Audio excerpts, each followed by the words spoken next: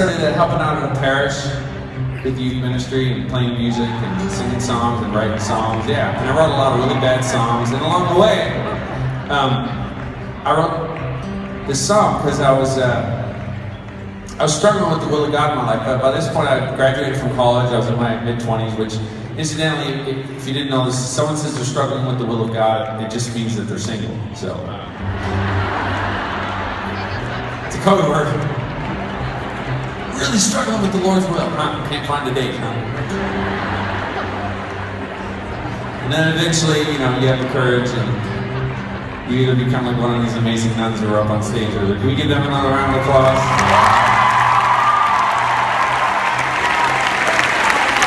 Or you become a priest of God, or yeah, you become married. But I was in vocational limbo, I like to call it, and so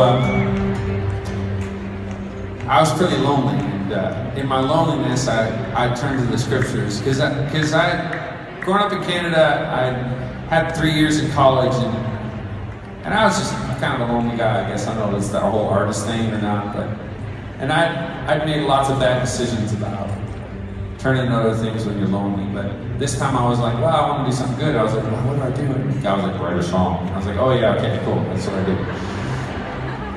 So I started writing this song, and well, I started looking at the Bible, and for some reason this passage of scripture popped off the page where it says in 2 Corinthians, Paul was struggling with something and said it was like a thorn in his side, and all these times he kept begging Jesus to take it away, this thing that bothered him about himself.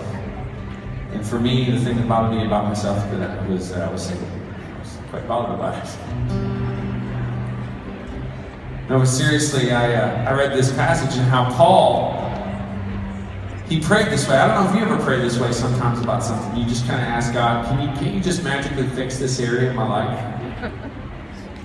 Can't you just like be a genie and repair it?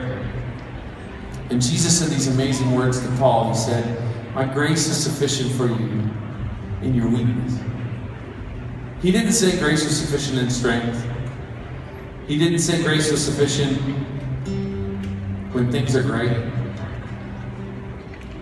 And I guess I'm going to kind of sing some songs and just share my heart over the next time that we have together. And I guess the first thing that I want to say to you tonight is just one word: grace.